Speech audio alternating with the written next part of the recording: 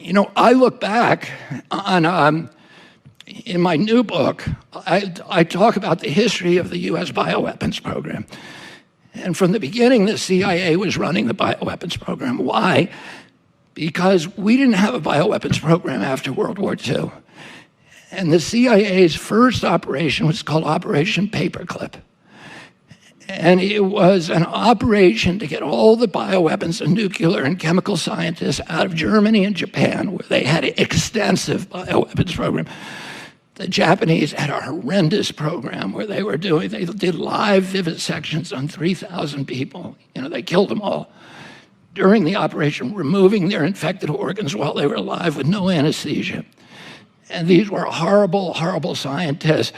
The CIA elevated them, brought them over to Fort Detrick, downloaded them, and made them the heads of hospital systems and pharmaceutical companies in Japan, and continued to work with them. And they brought all the German scientists over here. And then they did all these experiments unwittingly on the American public. They sprayed toxins in National Airport. They sprayed them in the Pentagon air conditioning system.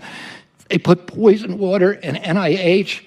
They put light bulbs filled with bacteria that they broke on the grates and contaminated the New York City subway system. Some of those microbes still in the subway today. They did aerial dosing, and from ships of about 60 million Americans. They dosed San Francisco, Los Angeles, New York, Virginia, Norfolk, Virginia. All of the seaside towns were dosed from the air, and a lot of the Midwestern cities were also dosed. They're all unwitting. They did 200 outdoor tests on Americans, unwitting. And they developed bioweapons that by 1969 had a nuclear equivalent. They could kill people at 29 cents per death, according to a CIA study, which they're bragging about. And then in '69, President Nixon shocks the world by going to Fort Detrick and ending the U.S. bioweapons program. He was worried that we were creating bioweapons that could be reproduced for nothing. They were kind of a poor man's nuclear bomb. Anybody could reproduce them and we were publishing how you did it. So they were giving blueprints to foreign nations to create these things that could be used against us. And he said, why are we doing this? We have nuclear bombs. We don't need these things. And we have a monopoly on nuclear bombs. 7 nations have them.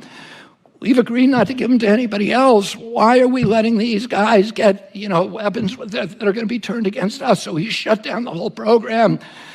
The Pentagon destroyed all of its bioweapons, but the CIA went into Fort Detrick right before the Pentagon went in there and took cultures of all the different weapons and hid them in a warehouse. A lot of it was in New York City and Washington, D.C., and they continued. We signed the Bioweapons Treaty, which Nixon, one of the great accomplishments of Nixon, he got all the nations in the world to sign it. We signed the Geneva Convention finally after delaying it for 50 years.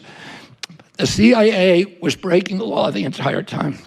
Then, in 2001, in June, the CIA sponsors the first of its pandemic simulations. It simulates a biological attack on Washington, D.C. by Saddam Hussein. This is in June 2001. That simulation got international press, and a lot of the CIA people like Judith Miller from the New York Times was promoting it, going around doing all the talk shows. It triggered 2 Senate hearings, one by Joe Biden's committee, and that hearing was in September 2001. What happened in September 2001? The 9/11. So that hearing was going on during 9/11. As soon as 9/11 happened, the neocons, which were working on all this stuff with the CIA, pulled out the Patriot Act, a 350-page statute from a shelf where it had been waiting for a while, and in 1 week said, we want to pass this in a week. There's only one member of Congress who read it, which was Dennis Kucinich, and he went crazy and said, you have no idea this is the end of American democracy if you do this. It allows the CIA to spy on Americans. One of the things the Patriot Act did is it did not get rid of the Geneva Convention or the Bioweapons Treaty, but it said no federal official can be prosecuted for violating those two statutes. So it reopened the bioweapons arms race globally. And when a week after, when the Patriot Act was being debated, and it was being held up by two senators, there was an anthrax attack on the US Capitol. It was blamed on Saddam Hussein, and the neocons all said, see, we were right in the pandemic simulation, Saddam Hussein attacked us. And we used that as a justification to go to war against Saddam Hussein. And within 2 days, we passed the Patriot Act. Who got the anthrax? Two Senate offices. Tom Daschle and Patrick Leahy, the two senators who were blocking the Patriot Act. The FBI did a 1-year investigation. They said this anthrax was unique. It was Ames anthrax, and there's only one place in the world it could have come from, Fort Detrick, the CIA lab. So we went to war, we passed the Patriot Act, and immediately started giving $2 billion a year to bioweapons development. The Pentagon didn't want to do it because it was nervous about the legality, because it was a death penalty to violate the Geneva Convention. Oh, you would have been committing a war crime, even if somebody told you it was okay. It wasn't. And so they funneled it through DTRA and DARPA. They funneled all of that money to NIH, to NIAID, which became the primary spear tip of bioweapons development.